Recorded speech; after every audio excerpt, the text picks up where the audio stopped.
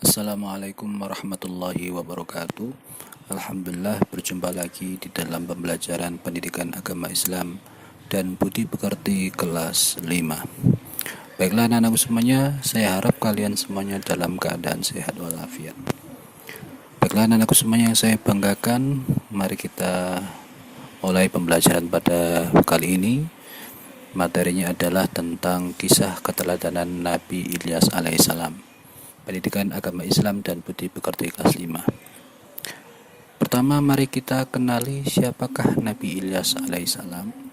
Nabi Ilyas alaihissalam merupakan keturunan keempat dari Nabi Harun alaihissalam. Kemudian dia dikenal sebagai pribadi yang baik hati, suka menolong, sabar, dan pantang menyerah. Oleh karena itu Allah Subhanahu wa Ta'ala menggolongkannya ke dalam orang yang soleh.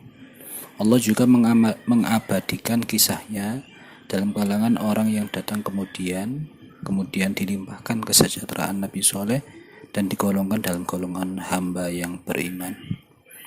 Kemudian Nabi Ilyas alaihissalam diutus kepada kaum Bani Israel yang mereka telah tersesat karena menyembah patung yang bernama Baal.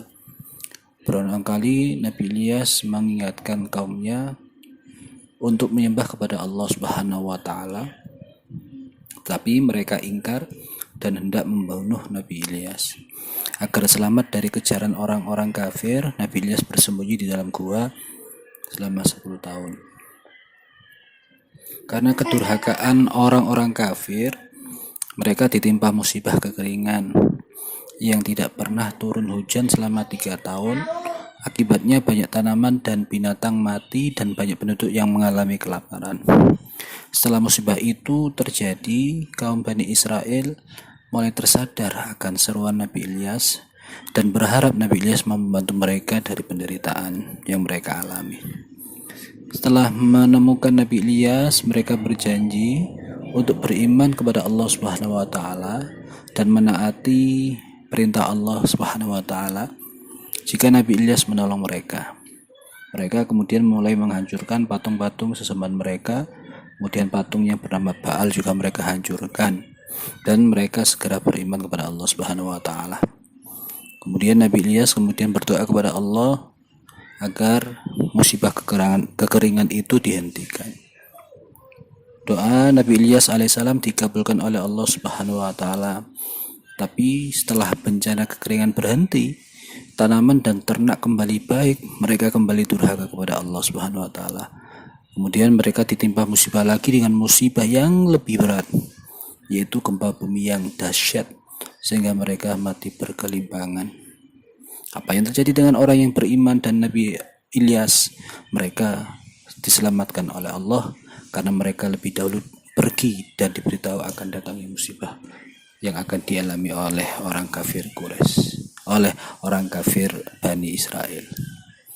Kemudian anakku semuanya yang saya banggakan, pelajaran apa yang bisa kita ambil atau yang bisa dipetik dari kisah Nabi Ilyas alaihissalam? Yang pertama, Nabi Ilyas senantiasa sabar menghadapi umatnya. Kemudian Nabi Ilyas, yang kedua, Nabi Ilyas selalu berdoa untuk keselamatan umatnya. Yang ketiga, bagi manusia yang durhaka, Allah Subhanahu wa Ta'ala menurunkan malapetaka. Yang keempat, sikap pantang menyerah dan maaf Nabi Ilyas dalam berdakwah patut kita jadikan teladan. Yang kelima, orang yang bersikap baik, suka menolong, taat perintah Allah, maka akan digolongkan oleh Allah Subhanahu wa Ta'ala sebagai hamba yang soleh. Anak-anakku semua yang saya banggakan, mungkin itu yang bisa saya sampaikan. Kurang lebihnya apabila ada perkataan maupun kurang penyampaian, saya mohon maaf yang sebesar-besarnya. Akhir kata, wassalamualaikum warahmatullahi wabarakatuh.